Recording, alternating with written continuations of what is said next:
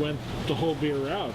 I did. It was either that or, like ancient medicines, and I'm just not that, fluent at that, so beer was the easier route for me to go.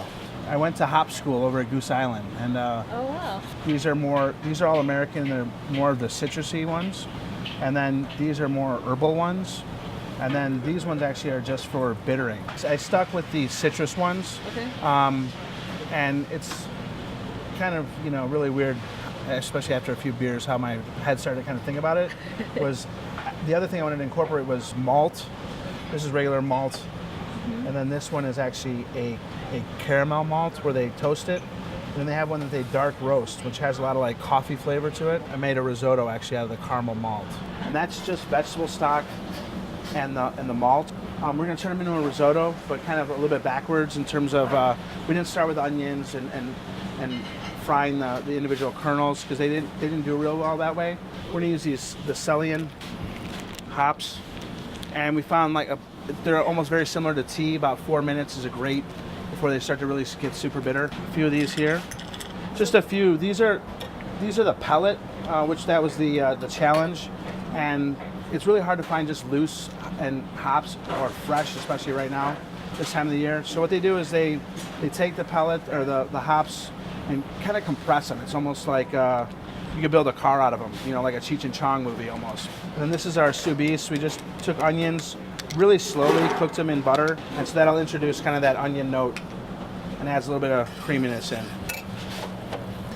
So I'm gonna strain this back on just to get some of that flavor. You can really smell the hops coming out. Again, using the dry hopping, this is a pudding that we make, and it's kind of based actually loosely on a mole, but without the chilies. It's raisins, onions, garlic, caraway, pumpernickel, and cocoa. And then I dry hopped it in, strained it out, and blended it so it's really super smooth like pudding.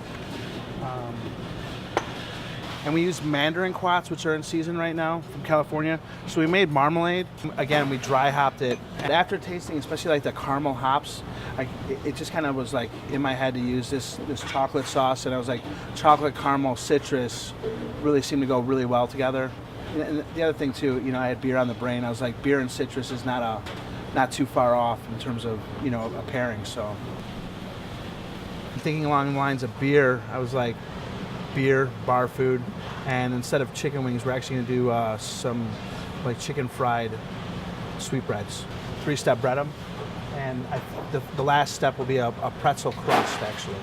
Did you have a name for your dish, or what would you call it? I would call it a pretty damn good Sunday afternoon.